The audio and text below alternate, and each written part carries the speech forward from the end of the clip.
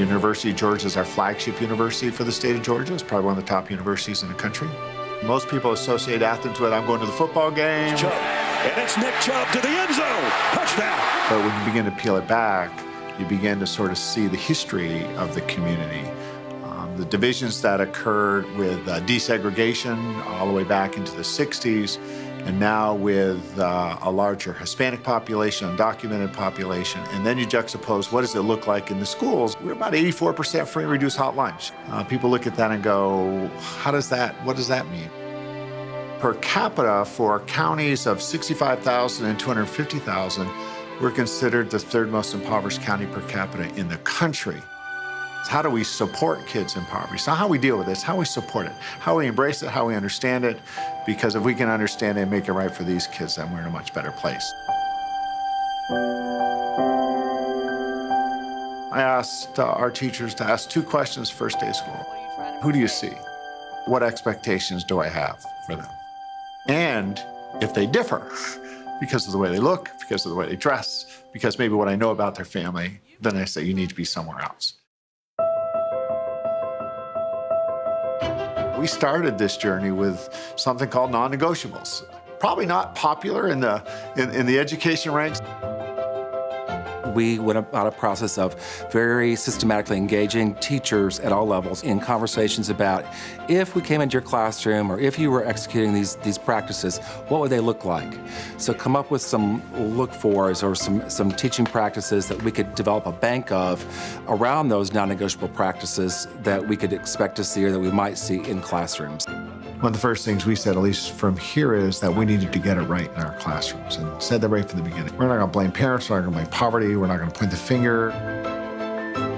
When they come to school hungry, worried about domestic violence, or without their basic needs met, they need some extra help before they can learn. An element of our strategic plan is to establish programs and implement processes to ensure the health and wellness of our students by collaborating with the community. It's an honor that a family would turn to the school.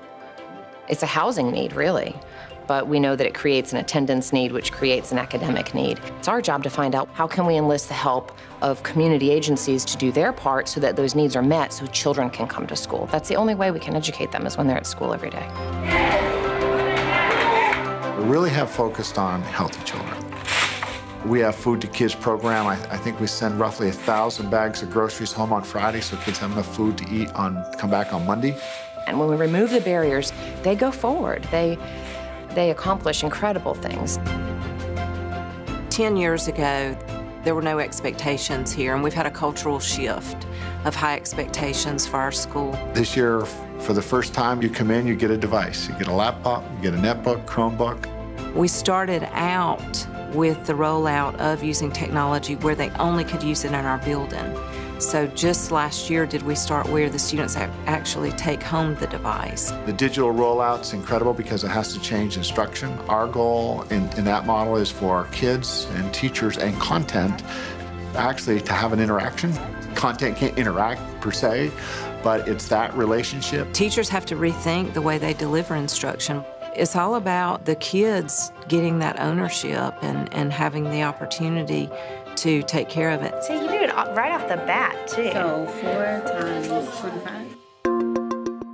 The last 5 or 6 years, we have been engaged in a very serious partnership development that allows us to place pre-service teachers in Clarke County schools. You will get a toolbar to decide what you want to build. Allows our faculty to work in the schools and allows for a true two-way exchange of information and shared experiences. So a university professor will bring a group of 25 or 30 pre-service teachers to a school, teach a class there. Some portion of that class, the students may disperse and go out into classrooms in the school, work with students. So it's a very robust relationship.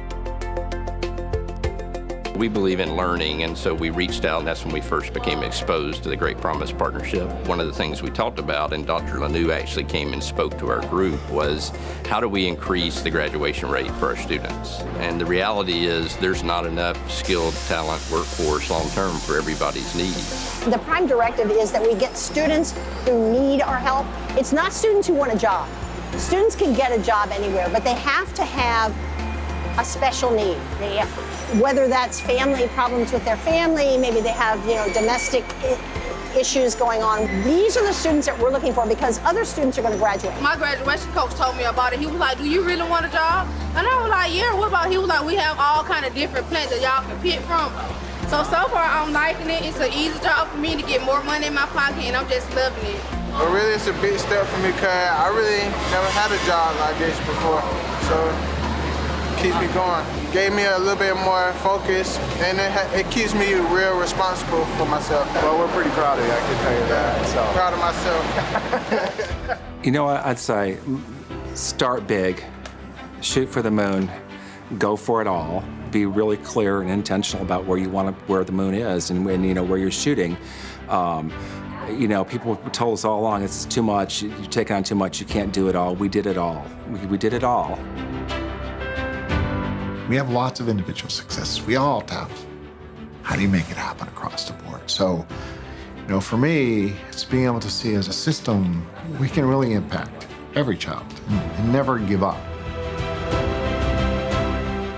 We talked about public education. When someone talks about all kids performing, they say we can do it. I say we must do it. It's not a can about it. We have to do this.